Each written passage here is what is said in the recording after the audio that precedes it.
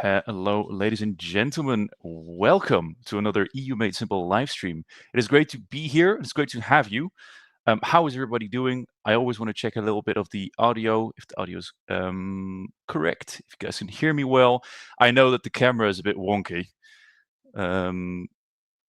Yeah, Villa noticed it instantly. Yes, you noticed it. I'm currently in a different room, as some of you might be used to. I'm a well-traveled man. The audio sounds good for me. Doing pretty good. That is lovely to hear. So we have a great guest today. We're going to be talking about the Lithuanian elections, which is a country that I might say maybe most people in the European Union might not know about it very well. Some might not even know where it is physically on the map. So I think there's a lot to talk about in this very interesting country. I would say definitely maybe a upset of what we're seeing with the trend of in Europe lately, with a socialist country leading the polls. That is interesting. Basically enough to talk about. You see a website right here next to me, which is Politpro. We've used it before. It's a very useful website to basically compare and see the current polls. We're going to go through all of this with our guest. So without further ado, please welcome Rithwik, the Europe Elects correspondent for Lithuania, but also for Iceland, I'm pretty sure. Rithwik, welcome. Hello, thank you for having me. Thank you.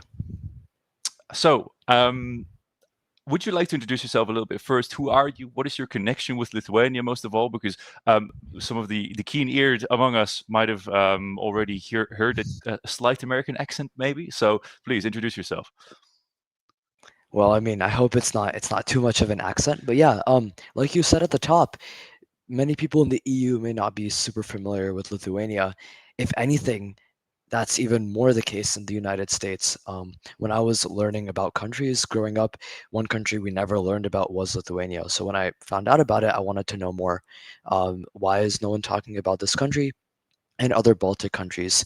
And so I'm always interested in politics, and so I explored more. And now I'm really happy that Europe Elects has given me a platform to kind of further analyze and look at the election trends and political developments in Lithuania. And thank you also for this opportunity to discuss. Of course, it is our pleasure. And even though, like we said, some might not know Lithuania or its politics, it is equally as important to cover it, especially for us as a European channel. So it's great to collaborate with Europe Elects on this. So I think it might be smart, before we jump into the nitty gritty, let's say that the details and the outcomes of the polls. Well, the elections haven't happened yet for everyone. They're going to happen, I believe, in 3 days. Am I saying that correctly, or 4? I believe on Sunday, Lithuania will vote, right? Right. Yes. Okay. There we go. I believe there are some technical issues. I'm not able to hear you. That is unfortunate. On the 13th, okay, can the chat still hear? Can the stream still hear me? I believe they should be able to. Give me 1 second. I'll see if I can fix this.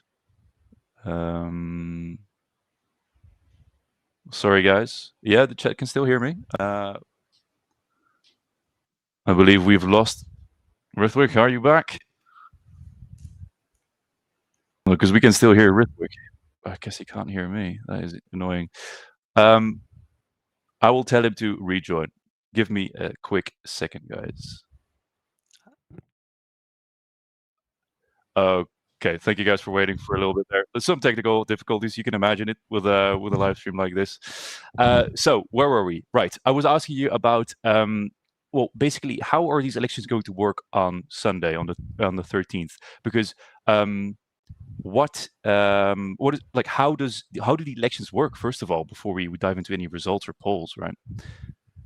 Yeah, well, you said you didn't want to get into the nitty gritty, but the election system is also very complicated. Okay. Lithuania has, there's a two-stage election. So you're right, the first election will be on the 13th. So what voters are voting for is for the parliament or legislature, which is known as the Seimas. It has 141 members. And so all of those seats will be up for election on Sunday. Of those, half, or about 70, are elected through open list proportional, and the other half 71 are elected in single member constituencies. So when someone goes to the poll on Sunday, um, they will be voting twice, one for the candidate in their constituency and also one for a party. And so Okay. when they vote for the party, that is, open list proportional. It's very similar to other countries in the EU. Um, and all of those results will be decided on Sunday and maybe even on Monday. And so those 70 seats will be decided. Now, for the single member constituencies, it is a bit more complicated. If there is more than 40% turnout and a candidate wins more than 50% of the votes, then they're elected. If there is less than 40% turnout, the candidate must win at least 20% of the vote. And if neither of those conditions are satisfied for these 71 seats, um, then the top two candidates in each seat goes to a runoff, which is held in 2 weeks after the election, so on the 27th of October. And I every see. single time in Lithuanian history, and currently the political scientists have projected that um, about 75% of these single member constituencies will go to the runoff. So for me, who likes Lithuanian politics, that gives me two chances to be obsessed. Okay, right. So, Yeah. okay, that is, I didn't know actually that. So, in half, there's a big chance that these are going to a runoff. So we won't know the results for quite a few weeks, I imagine. Then, so for Yeah. for Yeah. 2 more weeks, right? Okay, Yeah. interesting. So, all right. Uh, I mean, at EU Made Simple, we try to make things simple, but sometimes elections, and especially how people are elected, can be very difficult. All right. I want to get to these polls with you because, to me, I don't know a lot about Lithuanian politics. So instantly, I am bombarded with quite a few of political parties. So I think maybe it might be useful to go through the biggest ones that have the highest likelihood of reaching the Seimas, and basically go from them one by one, saying what their biggest policy positions are, their platform, so to speak, and go from there. Does that sound good? Yeah, that sounds good, and that makes sense. There are many parties, and there are many new ones. We can start with the biggest bar, um, and also in the Europe Elects polling aggregator, we also have the LSDP, um, or the Social Democratic Party, uh, who's currently leading in the polls. It is led on the list by Vilija Blinkovic, and she Okay, is they are the current leader in the polls. They're historically very powerful in Lithuania, but they're currently actually in the opposition. Um, kind of like the thumbnail of the live stream suggested, there's perhaps a rise in the Social Democratic Party here. Um, and they are to the left in terms of both social and economic issues. They want to lower individual taxes, but raise taxes in general and introduce progressive taxation. They want single public healthcare, a state-run transportation agency, and a reform of the banking sector, as well as public-funded education. There is a slight divide when it comes to social issues here. About two-thirds of the party supports same-sex partnership and inequality, but the conservative wing actually boycotted any attempt by any parties to push through any legislation legalizing civil unions. So there is some kind of split in this I party. see. I mean, it says here on screen as well. So from a 9.6 to a 22.3. I believe these are seats, or yeah, I believe those are seats, and then or point percentage points, and then it's a 12.7 rise in these polls. I mean, what happened here? That's the main question. Where did this giant momentum or growth come from? Yeah, that's a good question. It's always the first thing we look at is the plus or minus or the delta. It's just a lot of unpopularity with the current ruling government and ruling party. So the current three parties that form the governing coalition are the conservatives, which you see in the blue bar, um, and then you have the liberals in the yellow bar. LRLS is how they're abbreviated here, and then the Freedom Party in the pink. Uh, and those three parties came into power in 2019, forming a coalition that has not been able to do much. There have been problems with dealing with the European Commission in terms of economic reforms. Um, People have talked about how they've mishandled relations with China, which has led to a lot of tariffs, which have impacted rural areas. And if we think about where the Social Democratic Party gets their support from in Lithuania, it's really from those rural areas. And it's actually the urban areas that tend to vote more conservative, but the rural areas and the agriculture industry, which has been impacted most by the economic foreign policy of the current ruling government, um, those rural areas are the ones that are perhaps rewarding the Social Democrats in the polling and likely Yeah. in the election as well. It's interesting that you say that because I noticed in the polling, and some articles were talking about this as well, is that most of the time we would assume that cities mostly vote left wing, but in Lithuania it seems to be slightly the other way around, where the cities vote more for right or center right parties. What is up with that?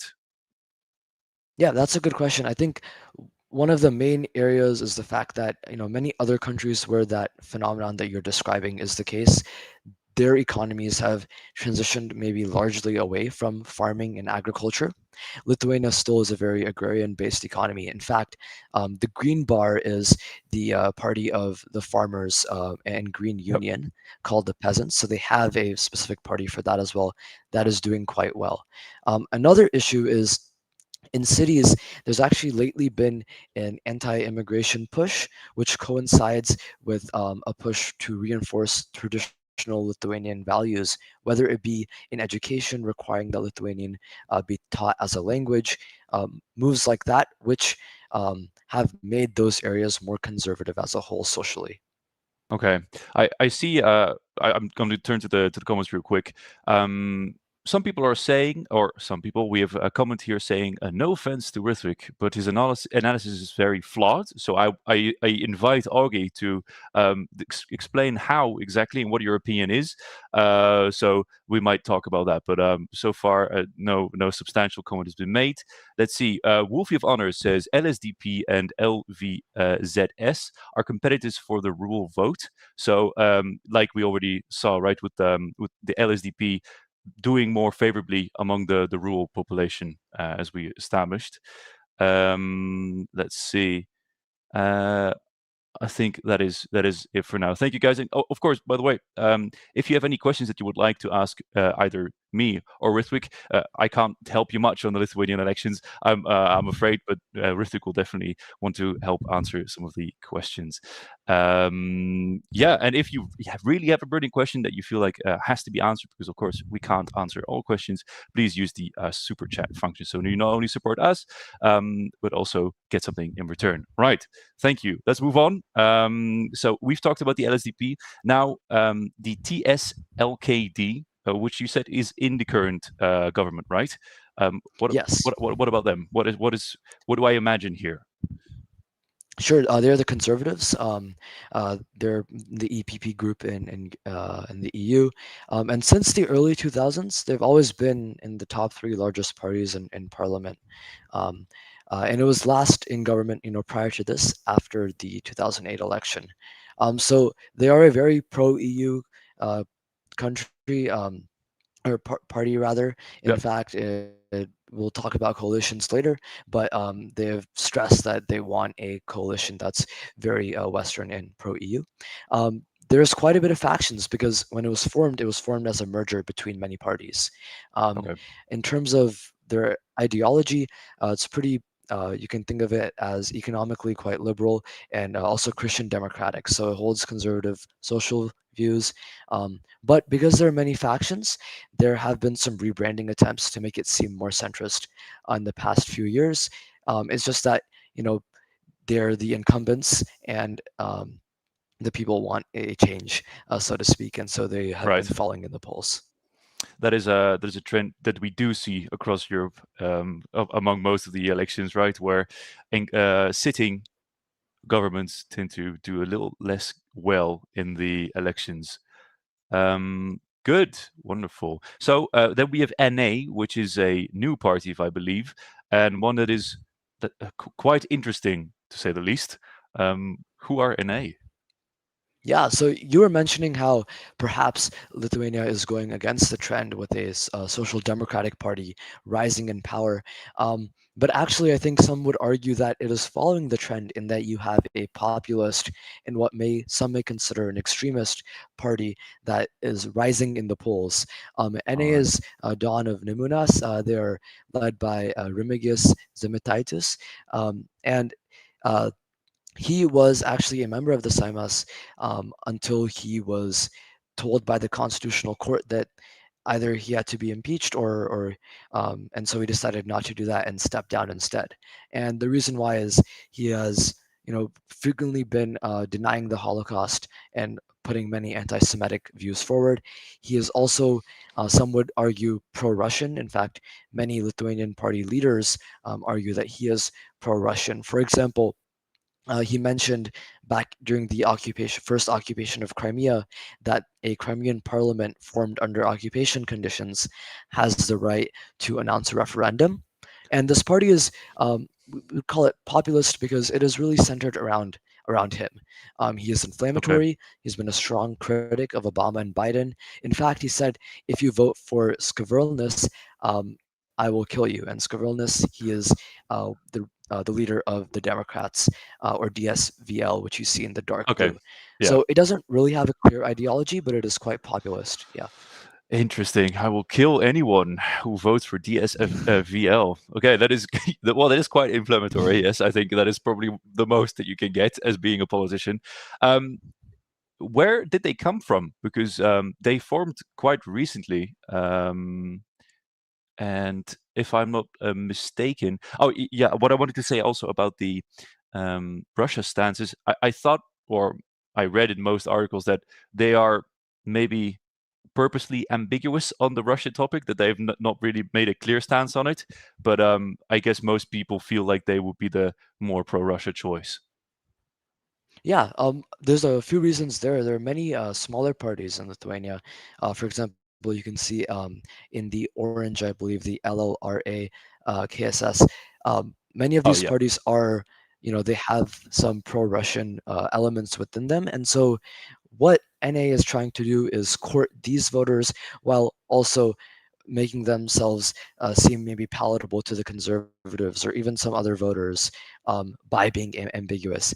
As to where they came from, they all came from Zemitaitis. He actually uh, was part of the Seimas in a far right Justice Party.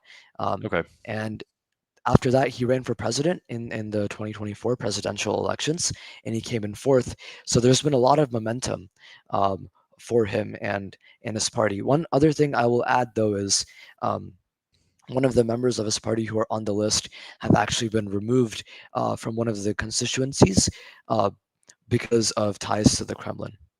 Okay. Right. Okay. Let's move on to LVZS. There's a question from the chat asked by Villa. He says, or they say, LVZS is expected to lose from 4 to 10% of the votes. Who is this vote mostly going to? DSVL or someone else? So before you answer that, quickly, you already mentioned it is the Farmers Party, correct? Could you quickly go a bit through who they are, and then the question that Villa just asked? I will repeat it afterwards. Have we lost him again? Rithwik. Connecting all the way from Los Angeles, so there might be some technical issues. You still here?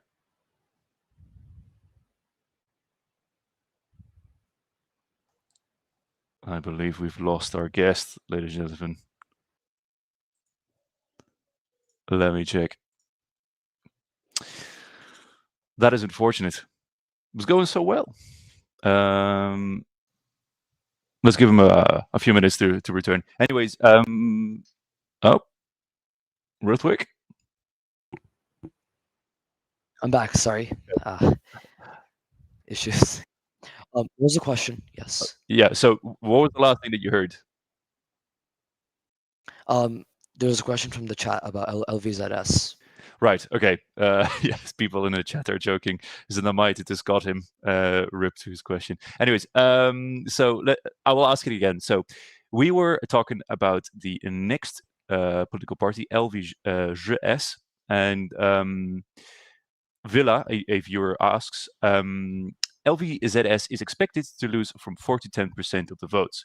Who is this vote mostly going to, DSVL or someone else? And before you answer that question, could you quickly go over who LVZS are? We already said concluded that they're the Farmers' Party, but could you go into a little bit more about that first, and then answer his question? I will ask it again after your explanation, if you forget. Sure.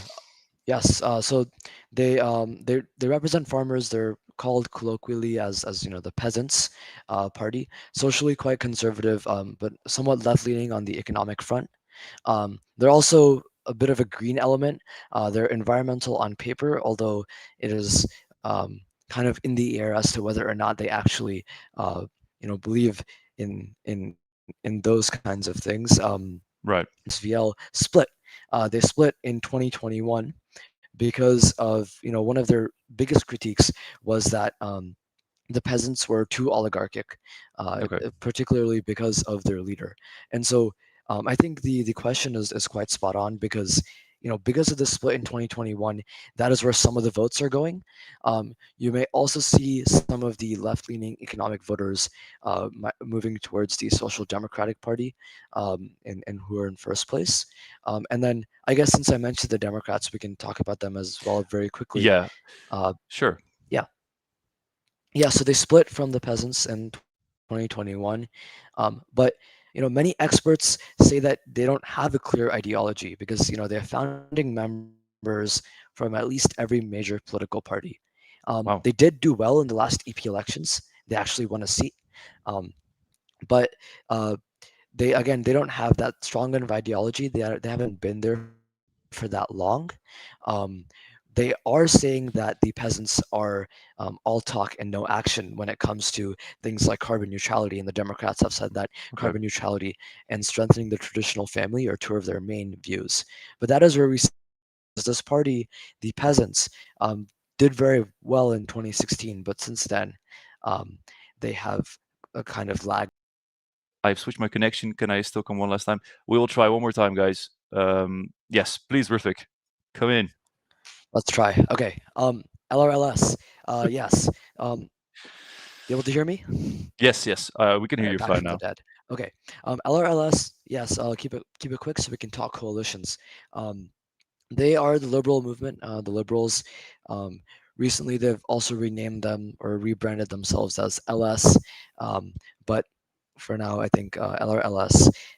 So they are the second largest party in the current center-right coalition that is in power.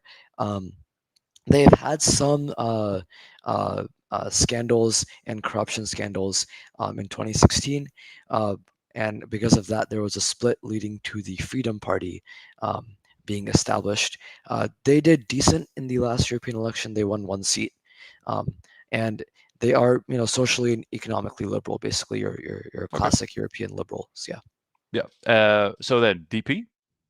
That is the Labour Party.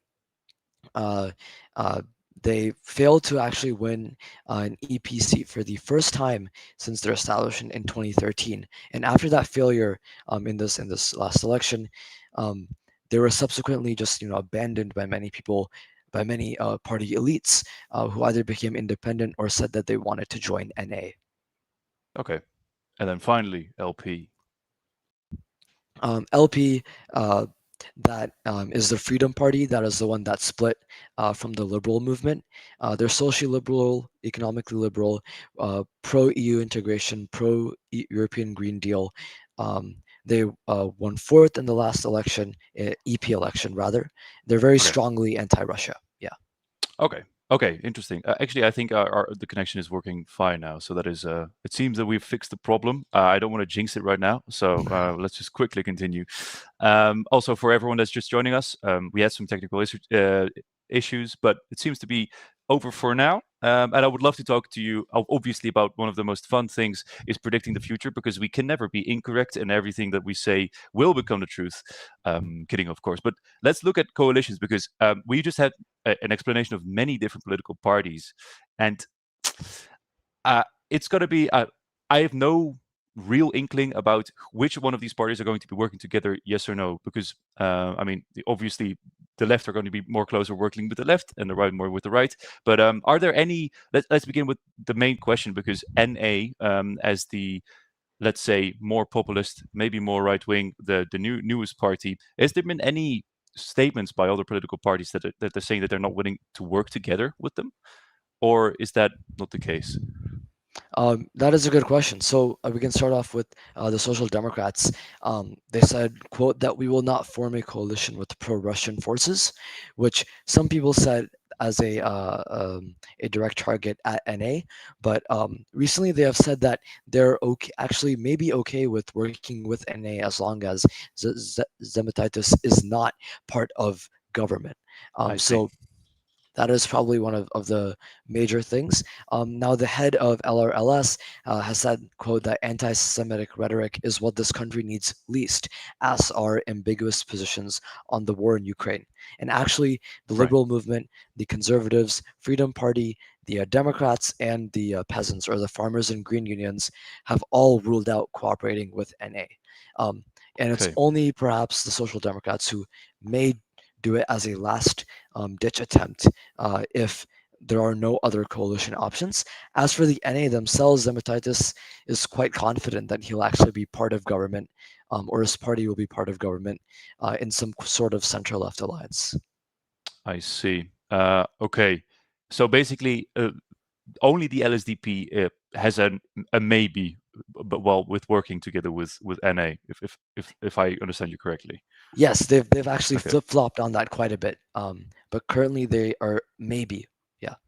Okay. Interesting. So, oh, someone in chat says, Nathan says half of Seimas is voting by a majoritarian system in 2 tours, so the scheme as a result doesn't have any logic. Right, we covered that, but at the end, I believe after everything is said and done, there has to be a ruling coalition, if I'm not correct, if I'm not mistaken, right? Yes, Right. yes. Okay.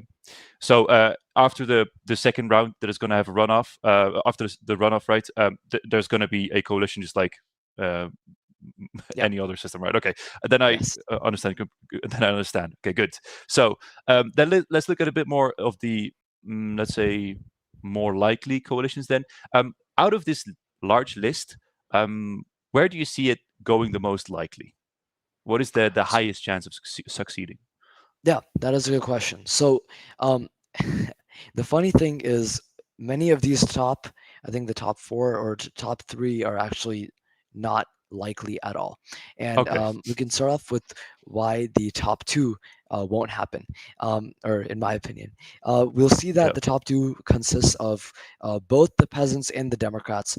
Now, if you remember, the Democrats split off from the peasants, and Yep. neither wants to work with the other. They've said many times that they're either too much of an oligarchy or they're too extreme and they won't be happy. So LSDP may reach out to either of these parties, but neither of them will be happy being with each other. LSDP has also said that they do not want to work with the conservatives. So the third coalition option is also probably not going to happen. In fact, in an interview earlier today, some prominent members mentioned how that the conservatives have, in their words, quote, the conservatives have expired. So Okay. they're not on board with that. The most likely coalition that people have been talking about is a coalition with LSDP, DSVL, LRLS, and then a fourth party. So it's the one I Okay. believe that you are highlighting right It's now. it's Yeah, DP. Yeah. yeah. DP is an option here, but the current polling averages suggest that DP may actually not even break that 5% requirement. And so in many of these scenarios, NA finds itself being kingmaker perhaps, and will regardless of what other parties want or don't want, may get into power, or you may have some kind of minority coalition that is quite unstable. But in general, you will see very fragmented politics here. Yeah. Lithuania has always had a coalition government. Yeah. Okay. Yeah. I mean, it sounds very fragmented. I mean, especially when we're talking about obviously the more parties in a coalition, the more chances something can go wrong. So we say LSDP. I mean, I would kind of like to see what the chat thinks here. So if you permit me a moment here, I would like to start a poll because some people say or that they don't agree that it is the most likely. So let me possible coalitions. Let me just ask. And in the meantime, is there any other chance you deem realistic in this list or no? Yes, I think it is realistic as long as the Democrats and the peasants aren't in the same group. So you can also have perhaps the peasants, LSDP, the Liberals, and DP as well as a potential option. But I think currently the way the rhetoric has been a union with the Social Democrats, the Liberals. And the Democrats, and then a fourth party if necessary. Okay. We have a user in chat saying, Uga Pico says, Elliot, I think there will be a minority government slash technocrat government. Is there any talks or any possibilities of a minority government forming? Uh, I think so because again, if that fourth party that has to be NA, for example, the other coalition partners, especially the Liberals, have expressed, frankly, I think almost disgust at having to be with NA, and so that would be a minority government.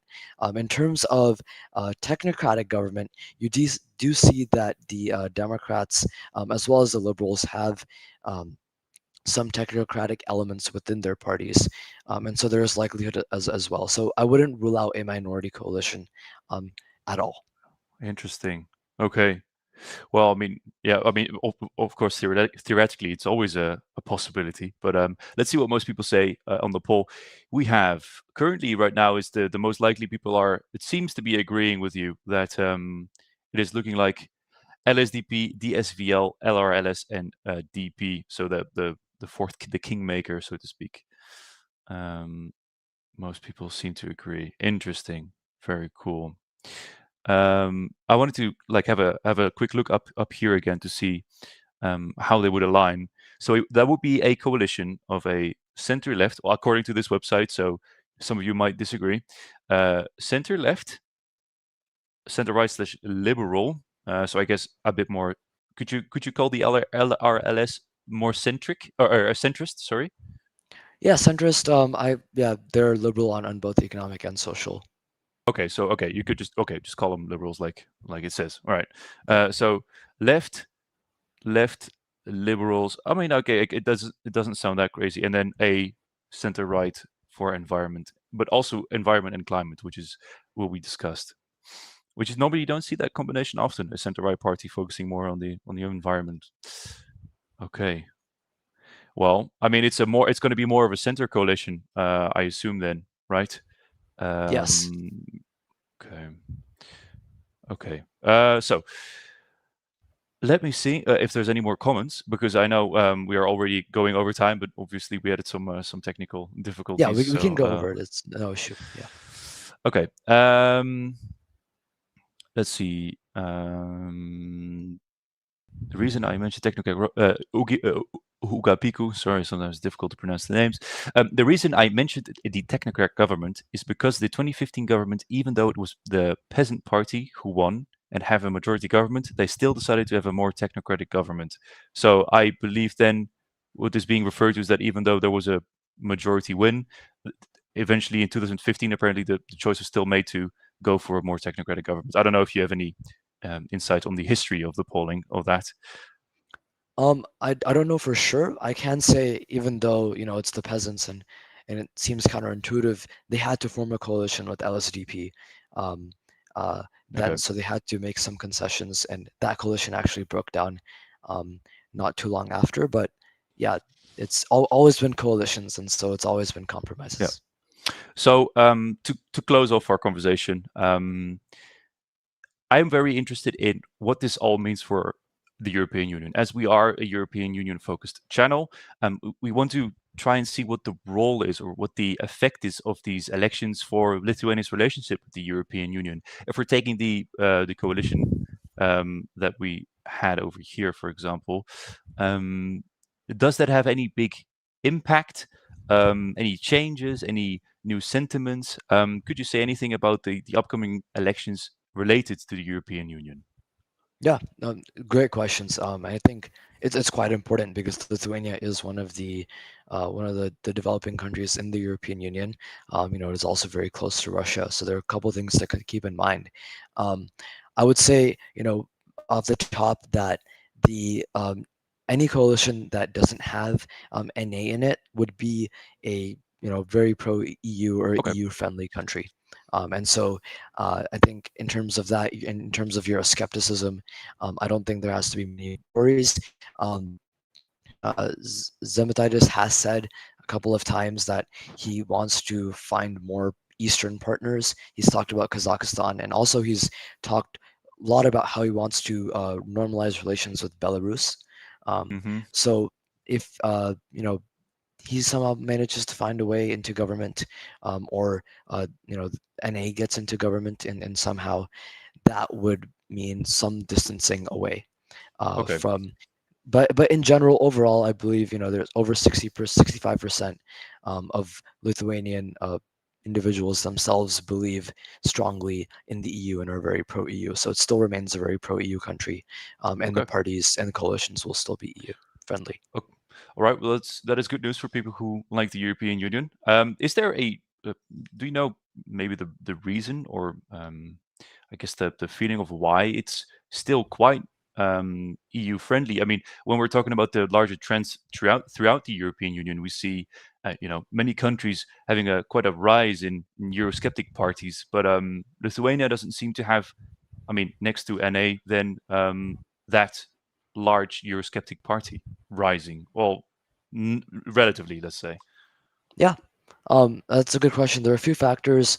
I'm not fully sure about this. I would say one thing to consider is that they did join the EU in 2004, so relatively newer than maybe Germany, where you have the AFD and parties, elements like that rising.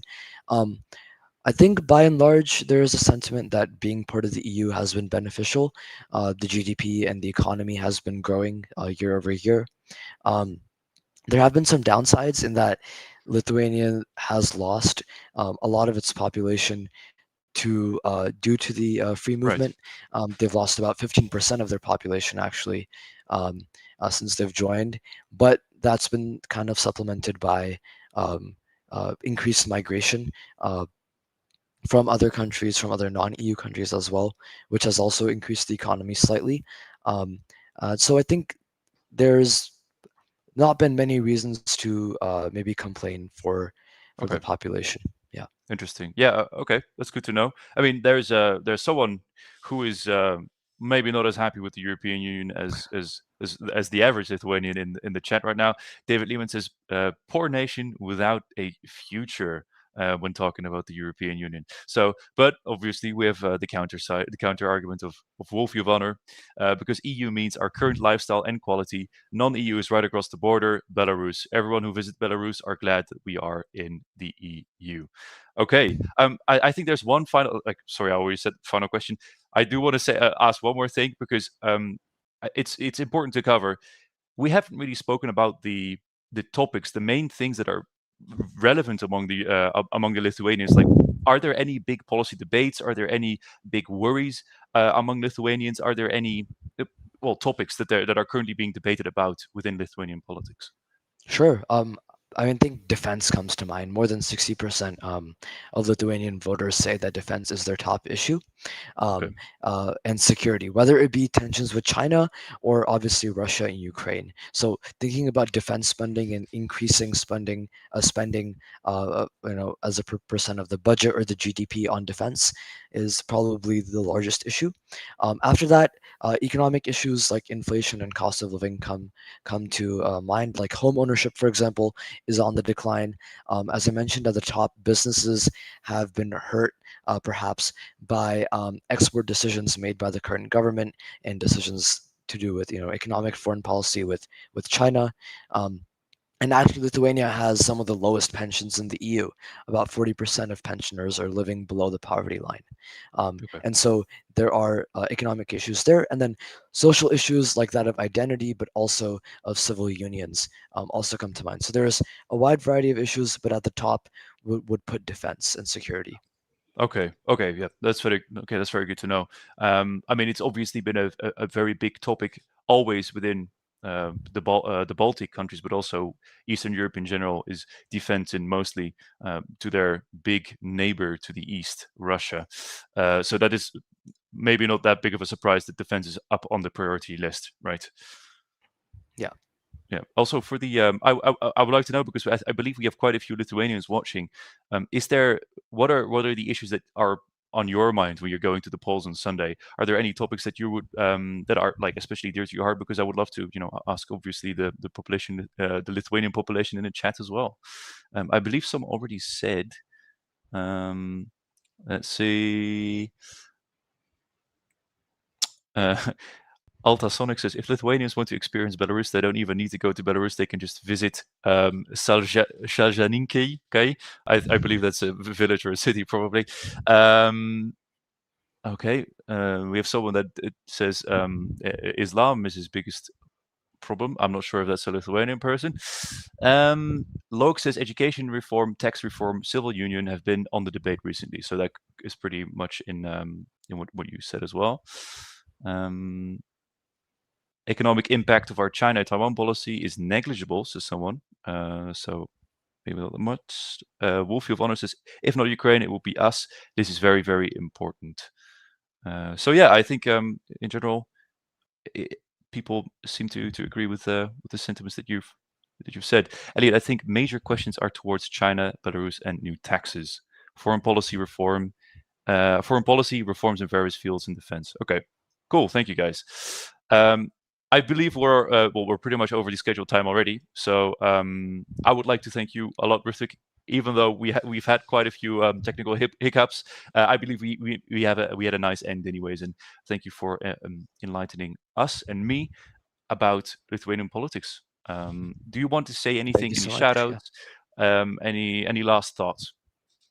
No, I think it'll be interesting. We have two elections for the price of one. And thank you for the work that you've been doing too, and the channel has been doing to educate about European politics. Right. Roger that. Our pleasure, of course. So, dear viewers, thank you very much for watching. Once again, apologies for the technical difficulties, but we got there in the end.